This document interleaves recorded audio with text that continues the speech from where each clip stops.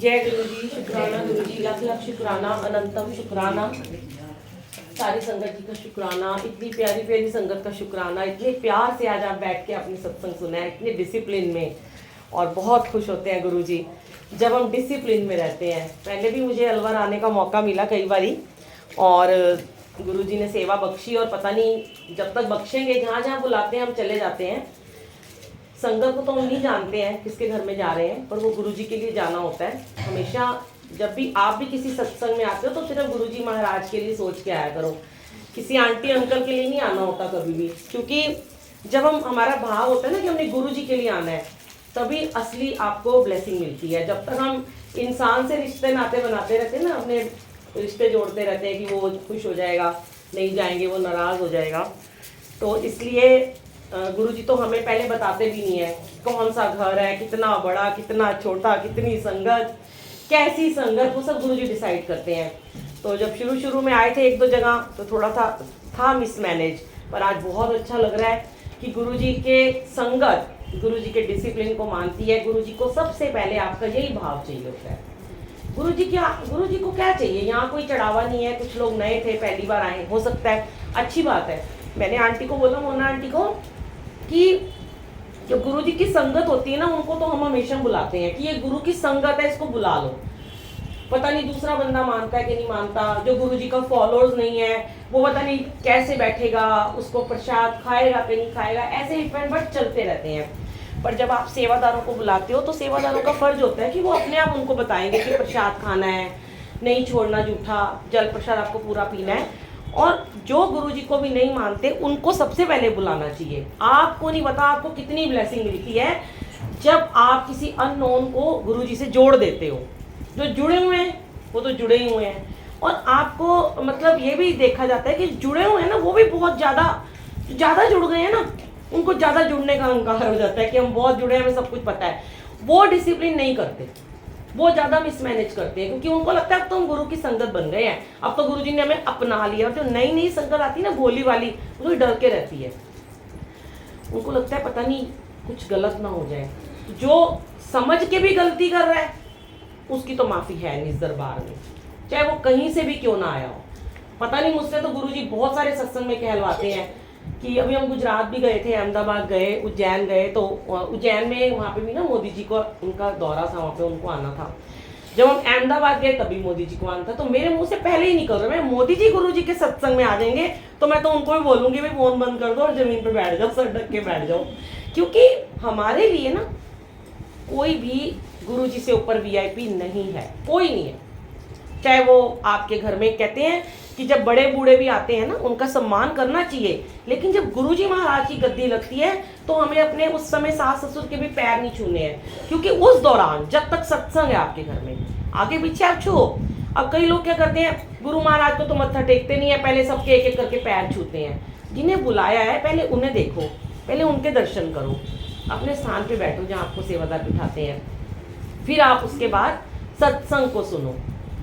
Actually में जो blessing मिलती है ना संगत जी, वो सत्संग को सुनने से ही मिलती है। और आज इतना अच्छा लग रहा था कि सत्संग के समय सब यहाँ मौजूद थे। कुछ थे, दो चार जो लेट आए हैं, उनको भी चाहिए जब उन्हें गुरु जी के सत्संग का बुलावा आए तो वेलकम बैठ से वो पहले आया करें। पूरी गुरबानी सुनोगे, पूरी ब्लेसिंग लेके जाओगे। कहते हैं कि ये एक स्कूल है, यहाँ पे गुरु जी का एक स्कूल है, बड़े मंदिर। ये छोटे छोटे जो सत्संग होते हैं हमारी क्लासेस लगती हैं, है ना। अब यहाँ पे हमारे क्लासेस लग गई, चैप्टर शुरू हो जाता है हमारा। पहला चैप्टर होता है, आप अंदर आए, वेलकम बैंड हुआ, पहला हमारा पीरियड हुआ, फिर आपने मत्था टेका, बैठ गए। फिर सेकंड होता है, आपको जल प्रसाद दिया जाता है, फिर आपको रिफ्रेशमेंट दी जाती है, चाय प्रसाद। ऐसे स्कूल में भी तो ऐसे ही होता है। उसके बाद आपको कहते हैं बैठ जाओ। अब जब आप बैठोगे, क्लास अटेंड करोगे, पहले पीरियड से एंड तक अटेंड अगर करोगे ना, तभी तो नंबर अच्छे आएंगे, तभी तो अच्छे बच्चे बनोगे, तभी तो पूरे पंक्चुअल कहलाओगे, तभी क्लास के मॉनिटर बनोगे। अब जो बच्चे लेट आते हैं उनको क्या कहा जाता है, टीचर कहती बाहर जाकर खड़े हो जाए, कल से मत आना। उनके पेरेंट्स को कंप्लेंट की जाती है कि लेट आते हैं। या जो लोग सत्संग में आके बातें करते हैं, वो वाले बच्चे होते हैं जो क्लास में भी हर वक्त टॉकेटिव होते हैं, शरारतें करते हैं, बातें करते हैं, खुद तो डिस्टर्ब होते हैं, दूसरों को साथ में डिस्टर्ब करते हैं। फ़ोन कभी भी आपको स्कूल में ले जाना अलाउड नहीं है। पर हम यहाँ पे नहीं मानते हैं। फोन लाना है, जरूरी है, जीवन की दिनचर्या है, ला के ना अंदर आते ही ना फोन को करो साइलेंट और अपने पर्स में डाल दो, जैसे बड़े मंदिर में होता है। पर कहते हैं फोन बंद कर दो और पर्स नहीं खोलने देते, फिर भी वहाँ चोरी चोरी कुछ लोग वीडियो बनाते रहते हैं, मैंने देखा है। मेरे आगे चल रहे होते हैं, ऐसे ऐसे करके बना रहे होते हैं, उनको मैं मना करती हूँ। तो किसकी नज़र से आप बचा रहे हो अपने आप को? इनकी तो इतनी पैनी नज़र है, ये तो पता नहीं कहाँ किसी को देख लेंगे। सेवादार को भी हुक्म नहीं है अंदर बैठ के वो फोन में लगा हुआ है, उसको भी देख लेंगे और उसको पनिश करेंगे। क्योंकि कई बार हमें ये हो जाता है, नहीं ऐसा तो कुछ नहीं है, ये तो चलता है। पर अपने आप को गुरुजी ने हमेशा एक ही बात कही है, ऐसा स्टूडेंट समझो कि अभी तो हमारा नर्सरी में एडमिशन तक नहीं हुआ। जिस दिन हम ये समझ लेते हैं ना हम तो पहुंच गए 10th में 12th में, PhD कर ली हमने गुरु के दरबार में, इतनी रोज सेवा, रोज सत्संग, रोज जा रहे हैं, हम तो बड़े बन गए हैं, MBA कर ली हमने, कुछ नहीं किया। अगर गुरु के रूल को नहीं मान रहे, उनके डिसिप्लिन को नहीं मान रहे, तो आप अभी आपका एडमिशन भी नहीं हुआ। तो जैसे स्कूल में बच्चा फोन लेके आता है ना चोरी चोरी, तो PTM में टीचर कंप्लेंट कर देती तुम्हारा बच्चा मोबाइल ले लेते हैं ना उससे मोबाइल और लेके जमा कर देते हैं, अब तुम्हारे पापा आएंगे तभी लेके जाएंगे। यही होता है हमारे बच्चों के साथ भी, कभी कभी ऐसे होता है। पर यहाँ पे क्या है कि गुरुजी की संगत में मैंने देखा है, अभी मेरे को एक जगह से कहीं से सुनने को मिला था, गुड़गांव में उन्होंने बड़ा अच्छा सिस्टम रखा हुआ है। उन्होंने ना मोबाइल के चिट लगाए थे पीछे, पतली सी, उस पर नाम लिख देते हैं और उस मोबाइल को टोकरी में रख के साइड में रख देते हैं। कोई गुरु के दरबार में कभी कोई चोरी नहीं होती, मैं आपको बता दूं, कोई किसी की चीज़ नहीं चुरा सकता, हिम्मत ही नहीं है चुरा ले। तो वो जाते समय मोबाइल लेके जाते हैं और अगर बीच में कोई मोबाइल यूज़ करता है तो उसके हाथ से मोबाइल छीन लिया जाता है और वहाँ गुरु के दरबार में रख दिया जाता है। ऐसे ही स्कूल में होता है, पर यहाँ पर अभी हम ये चीज़ें नहीं करते हैं क्योंकि बड़ी जल्दी यहाँ पे तो मुंह बन जाते हैं लोगों के। तो खैर मुझे तो कोई फ़र्क ही नहीं पड़ता, बनते हैं तो बन जाए, क्योंकि हम गुरु की सेवा में खड़े हैं, हमें कोई फर्क नहीं पड़ता। क्योंकि जब आप गुरु की सेवा में होते हो तो आपको सिर्फ डर होना चाहिए गुरु महाराज का, और किसी का नहीं होना चाहिए।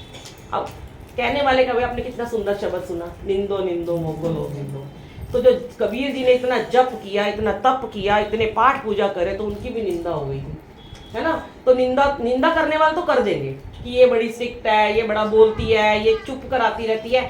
उसमें फायदा किसका होता है?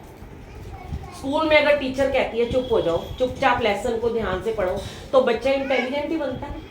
अगर बच्चा आपस में बातें कर रहा है, शोर मचा रहा है, टीचर भी अपने फ़ोन में लगी हुई है, पढ़ा नहीं रही है, तो क्या होगा? वो क्लास हमेशा फेल ही होएगी या उसकी कंपार्टमेंट आएगी।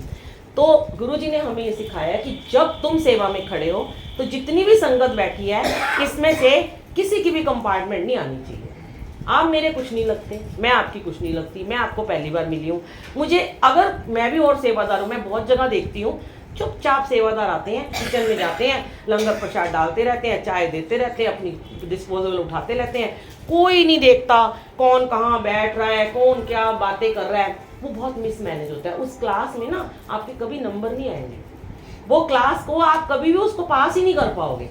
फिर चाहे आप सुबह एक सत्संग में जाओ, भाग भाग के शाम को 4 बजे दूसरे सत्संग में पहुंच जाओ, रात को कहीं और पहुंच जाओ, एक अटेंड कर लो, चाहे हफ्ते में एक करो, पर बड़े प्यार से, बड़े प्रेम से, बड़े नियम से। ये क्लास है, इसके सारे चैप्टर आपको समझने बहुत जरूरी है। गुरबानी इसका मेन चैप्टर है। जब आपने गुरबानी को सुना, अब देखो आज इतनी अच्छी लिव लगी हुई थी, मुझे लगता है सारे पंजाबी हैं, कुछ होंगे हिंदुस्तानी जो हिंदी जिनको आती है, सबको बानी समझ में आ रही थी। कितना प्यारा था, ए जन्म तुम्हारे लेखे, कि इतने आवागमन से छूटने के लिए तो ये सत्संग बख्शा गया है। पहले कहाँ होते थे लोगों के घरों में सत्संग? जब गुरुजी के टाइम पे उनके दुक्के घरों में 10-20 संगत आती होती थी, और गुरुजी का ऐसा रूल था, हमारे खुद गुरु हरकिशन नगर में गुरुजी आए कि 20 संगत को अगर बुलाया है, 21वीं अगर आएगी और अगर गुरुजी बैठ गए, दरवाजा बंद कर देते थे गुरुजी कि अब तुम बाहर बैठ के आज सत्संग सुन लो, अंदर आने का हुक्म नहीं है, अब नहीं आ सकते अंदर। पर अभी हम लोग गुरुजी नहीं है तो हम इतनी सारी बहुत ये चीज़ें हम नहीं कर पा रहे हैं। करते हैं, कोशिश करते हैं, और धीरे धीरे संगत समझ रही है कि समय से पहले आना चाहिए, और वो मान भी रहे हैं चीज़ों को।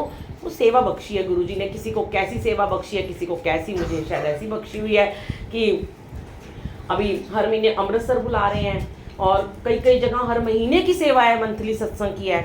क्यों है? क्योंकि वो चाहते हैं कि वहाँ पे जाके ये चीज़ें थोड़ी ठीक की जाएं, और हम कुछ नहीं है, ना हम जा सकते हैं, ना हमारी औकात है, ना हमारे कदम भी। कहते हैं अगर मैं चाहूँ कि मुझे जाना है, मेरा पैर ही टूट जाएगा, घर में बैठ जाऊंगी मैं। भी हमारी एक सेवादार आंटी रात को गिर गई है, पूजा आंटी, पहले भी गिरी थी, ठीक होगी, फिर आज नहीं आ पाई। हुक्म नहीं है, नहीं आ सकते। घर से निकलने से पहले गुरुजी रोक देंगे अगर आपकी सेवा नहीं लेनी होगी, और लेनी होगी ना तो 7 समुंदर पार ले जाएंगे।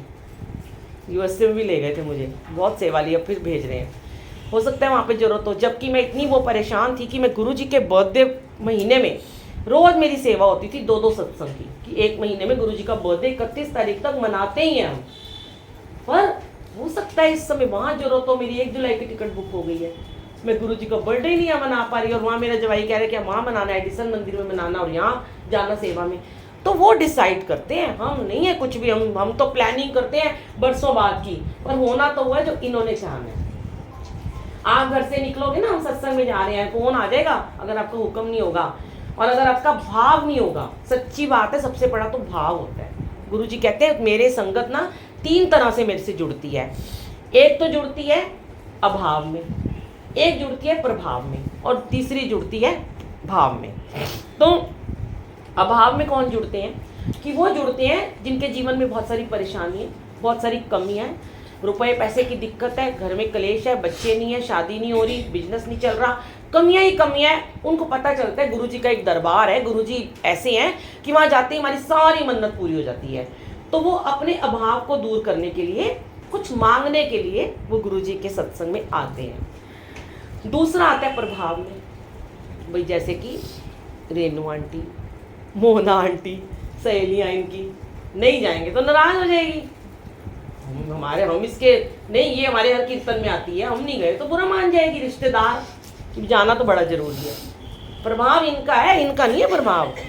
ये इनका प्रभाव हो तो फिर तो पता नहीं कौन आए और कौन जाएगा। तो ये इनके मान सम्मान के लिए भी कुछ लोग आते हैं, कुछ लोग आ जाते हैं, चलो बुलबुल आंटी आ रही है, इनसे ही मिल लेंगे, थोड़ा सा होता है ये मन में।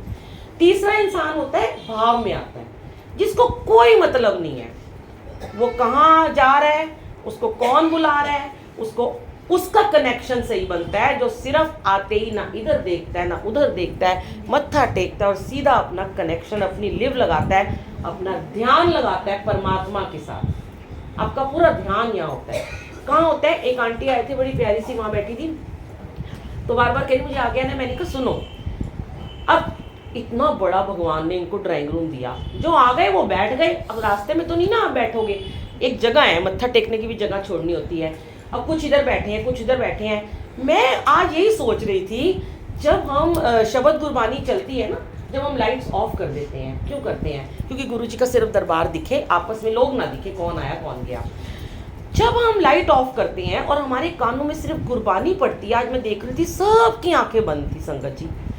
जब सबकी आंखें बंद हैं तो वो कौन सी आंखों से अपने भगवान को देख रहे हैं? मन की आंखों से देख रहे हैं। श्रवण क्या कर रहे हैं? गुरुबानी। तो वो चाहे वहां बैठ के सुन लो, चाहे वहां बैठ के सुन लो, चाहे इस कोने में बैठ के सुन लो, आंखें तो आपकी, क्योंकि आपकी लिव लग गई। जब लिव लगती है, जब हम मेडिटेशन करते हैं ना, जब हम ध्यान में चले जाते हैं, तो नेचुरली हमारी ऑटोमेटिक आंखें बंद हो जाती है। तब हमें लगता है हम आंखें बंद कर लें, हाय हमें कोई डिस्टर्ब ना करे, हम ना किसी को देखें ना कोई हमें देखे। तो उसके लिए तो आपको कोई कोना भी मिल जाए ना, वहीं बैठ जाओ। अब वो बाहर जो आंटियां लंगर प्रसाद बना रही हैं, वो तो अंदर भी नहीं आई हैं, क्या गुरुजी ने उनको नहीं ब्लेस करा? सेवादार खड़े हैं, उनको नहीं ब्लेस करा होगा? वो अंकल एक अंदर बैठे हैं, उनको नहीं ब्लेस करा? ये भावना सोचा करो, ये भाव रखो कि मुझे गुरु की बानी सुननी है, गुरु के साथ अपना कनेक्शन बनाना है, 1-to-1 connection, no mediator, total surrender.